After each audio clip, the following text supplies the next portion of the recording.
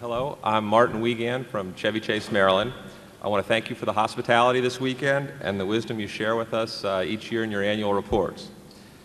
As a small businessman, one of the trickiest jobs I have is dividing up the profits of our business between the employees who generate them.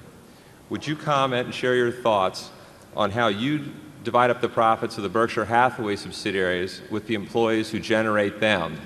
And the follow-up is, Mr. Munger, do you have any suggested reading on that subject? Yeah, we're glad to have you here, Martin. I went to high school and to the first couple of years of college with Martin's father, who's also here today. And so if you get a chance to meet Marty, Janie, and younger Martin, say hello to them. In terms of the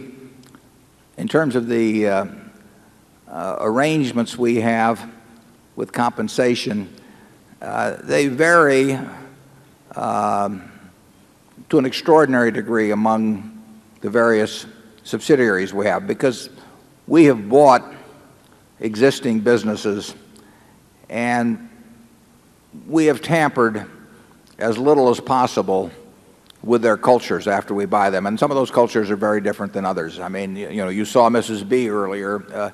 As you can imagine, she would leave a very strong imprint on any business with which she was involved.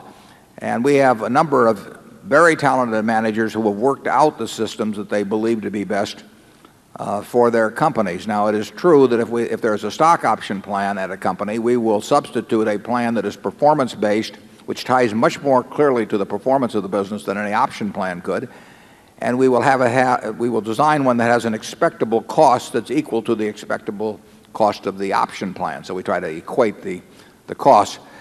We try to make it much more sensible from both the owner's standpoint and the employee's standpoint in terms of the way it pays off based on how that business performs. You probably read in our annual report how we have put an across-the-board plan at GEICO that ties with our objectives. But basically that was Tony Nicely's work in terms of developing that plan. I mean, he and I thought alike about what counted, and he developed a compensation grid that applied to everybody in the whole place based on achieving the objectives that he felt were important and that we felt were important. You will find, if you go to any Berkshire subsidiary, you'll probably find that they have a compensation plan that's quite similar, with the exception of options, to the plan that they had before we bought the operation. They have successful businesses, and people get there different ways. Some people bat left-handed, some people bat right-handed. Some people stand deep in the batter's box, some crowd the plate. They all have different styles. And the styles of our managers have proven successful in their own businesses. We keep the same managers, so we don't try and superimpose any system from above, with the exception of what I've mentioned. We do like the idea of paying for performance. I mean, it's kind of a fundamental tenet. Everybody says they like that, but then they design systems that pay off no matter what happens in many cases, and we've been reluctant to do that. Charlie? Yeah, I think it's important for the shareholders to realize that we are probably more decentralized in terms of personnel practices than any company of our size or bigger in America. We don't have a headquarters culture that's forced on the operating businesses. The operating businesses have their own cultures, and I think in every case I can think of, it's a wonderful culture, and we just leave them alone. It comes naturally to me. Charlie says we don't have a headquarters culture. Sometimes people think we don't have a headquarters. We have no human relations department at Berkshire. We have no legal department. We have no investor relations. We have no public relations. We don't have any of that sort of thing. We've got a bunch of all-stars, as we put on the screen, out there running businesses. And we ask them to mail the money to Omaha. But we'll even give them a stamp if they request it. But beyond that, we don't really go.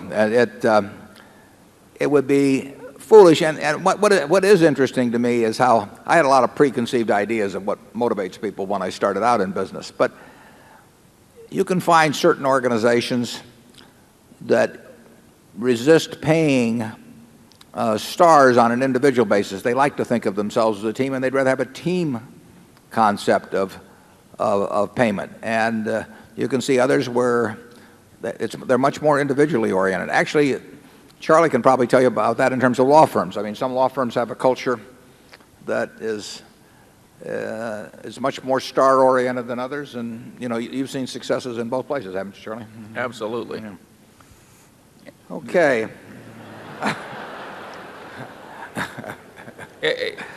I can't remember a case when anybody has transferred from one operating Berkshire subsidiary to another.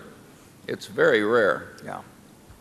Yeah, we don't try and cross-fertilize. We just we think we've got a good thing going in every plot of ground, and we just assume they'll do best if left to their own initiative.